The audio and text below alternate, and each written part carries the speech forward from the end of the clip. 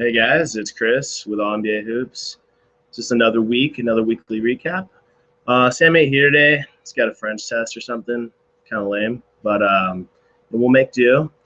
We're out here in Phoenix, Arizona, actually Tempe. See the nice little lake we got here, little poolside. So let's talk about basketball and go from last night. So the Lakers finally got a win. I was pretty shocked. I thought the first win they'd get would be against the 76ers, honestly. The way the season was going. Jalen and Kobe both had 21 points. My boy Ronnie Price had 8 assists. I was pretty happy about that. So Lakers got their first win against the Hornets. Not a good loss for them. Looking around the league, the Nets beat Orlando last night. D-Will's looking like he might return to All-Star form. And as a Jazz fan, even though he made Jerry Sloan leave, I'm pretty happy about that, honestly. It'd be nice for the NBA to have another All-Star point guard. When him and CP3 are going at it back in the day, it's great. It's great. Let's see. Thunder beat the Kings. Looks like there's some life there. Reggie Jackson. I mean, if he's going to be healthy, like the loss of KD and Russell won't be as bad. Heat beat Dallas. The Heat have been a surprise. Chris Bosh, Dwayne Wade, and Walt Deng had 30 points last night. If he can contribute to that level, like 20 points, wow. Like, don't think they're gonna drop off as far as everyone thinks. The Suns beat the last unbeaten team in the NBA, the Golden State Warriors. They win 107-95. The Suns have kind of been up and down their first 7 games with a 4-3 record. I think they're still trying to work out their Hydra with that triple point guard lineup. Obviously, it makes a lot of teams play small against them, but there are some downsides, and I think Hornacek will work this out. I still think they have to make a move at the trade deadline for a more dominating big. Obviously, Alex Len is coming along slowly, but if they're really trying to make a deep playoff push, they're gonna have to do something. Let's see. Let's go back. Let's see what else we could talk about.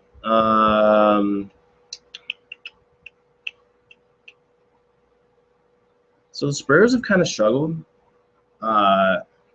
Let's see what we have. Kawhi is in the headlines today. Apparently his eye is bothering him. He has some sort of eye infection, and I don't know if that's an excuse for his poor play to start, but if you can't see, obviously you're not going to shoot well. And Spurs really need him. Like if you were paying attention to the playoffs last year, Kawhi Leonard was really the catalyst for. Obviously you know what to expect from Duncan and Parker and Ginobili, but when Leonard was dominating and being the best man on the court, going at it with LeBron, he's so important to their success. Look, the Sixers, they're not going to win a game, I don't think, ever. I'd be surprised if they get past 12 wins this season. If you look at the lineup, I don't think any of those guys belong in the NBA, to be honest. They have that Davies guy from BYU. He was a pretty good college player, but he wasn't a player of the year or anything like that. So, who knows where Michael Carter-Williams is? I think they're just kind of holding him back, and maybe they'll bring him in 20 games in the season and then start playing him. If you have Tony Wroten taking all your shots, he's putting up some points, but he turns the ball over a lot, and that's not going to be great for your offense. I'm trying to keep this video down to 5-6 minutes. Keep it short, keep it brief, so people can kind of just get a quick watch in just to get caught up on what happened in the NBA. Portland's looking pretty good. LaMarcus Aldridge is playing at a very high level. Honestly, I think he should be in the MVP discussion early, and I think he'll be there, as long as he doesn't get hurt. If you saw in the playoffs what he did to Dwight Howard and Omar Sheik of the Rockets, that man was just doing turnaround jump shots all day. And Dwight's supposed to be this glorious defender, could not keep up with him at all. It was actually kind of funny to watch. He's playing great. They just beat the Nuggets last night. And the Nuggets haven't started off well either. I think they have a 1-5 record, if I'm not mistaken. Let's check it out. Yeah, 1-5. Danilo Gallinari off that ACL hasn't really started off well. We really hope for him to get it picked up, because if you saw him before the injury, wow, that man could score. And that's really what the Nuggets need right now. What else do we got? Let's try and go through these games and see if there's any like key things. I think this is kind of funny. My boy David Locke pointed this out on his tip-off today. But the Minnesota Timberwolves and the Heat both have a better record than the Cavs. What's going on, LeBron? You might want to step up your play. I'm only shooting around 40%. I saw his numbers compared to Anthony Davis's numbers because they play tonight, or I think tonight, and I was like, wow. I don't know what's going on in Cleveland. I know it's early, but you might want to show up. If you saw, I don't know if you guys saw this shot by my boy Gordon Hayward, I think on Wednesday or Tuesday, that game winner he had against the Cavs was so sweet. And he had some great plays against LeBron too. I kind of want to bring up that game-winning shot. Let's see if we can do that. See what this YouTube app's all about on Hangouts.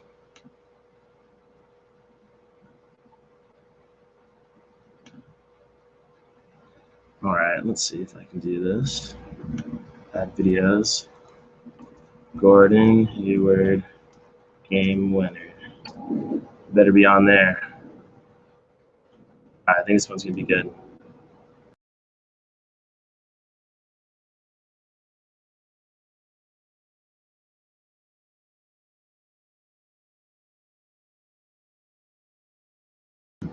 Watch LeBron flop right here on that favor screen. Come on, LeBron. You got to defend the best player on the Jazz.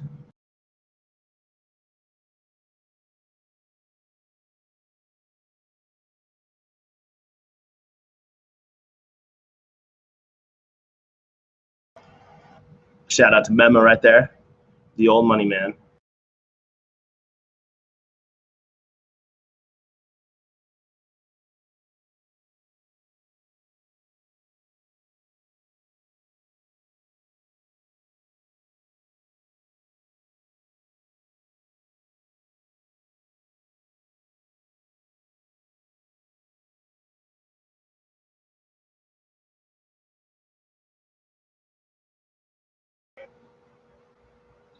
All right. That was really great. Honestly, I actually bet on the Jazz winning straight up money line, and I was I came out a winner in that one. The Jazz always play whoever LeBron's team is. They always play him well in Miami, and when he was first in Cleveland. It's always a great game, and I'm glad Gordon decided to show up for that game. He had a chase down block, if you saw, on LeBron, who LeBron thought it was goaltending. Get over it, LeBron. He defended him down the stretch, and LeBron put up this horrible shot that didn't even make it over the rim. I don't know what that was all about. But, that was a good moment for Gordon, getting that big contract in the offseason, really, proving his worth, showing what he's capable of. Let me talk about one more thing before we cut off. So Derrick Rose has 2 ankle injuries. I mean, it's very unfortunate, honestly, for him. He's been injured for every single season for like 4 years. Get healthy, Derrick. Let's see. Dallas has lost a couple games, but I still think I wrote in my my bold predictions that they're going to increase their win total more than any other playoff team in the West, and we'll see about that. Houston's looking great right now, but I think Dallas still has that potential to, make that difference, a lot better than last year. Parsons can keep playing well, I think they're going to do great in the West. But that's going to be it for today. We'll come back next weekend, probably the normal Saturday time. We'll get Sam back up in here. Hopefully he's not going to, skip out on, for a French test. You do better than that. But, that's it for me. This is Chris from NBA Hoops. We'll tell you when the next one's going to be, probably on Saturday. We'll make the event on Google+. So thanks for tuning in. See ya.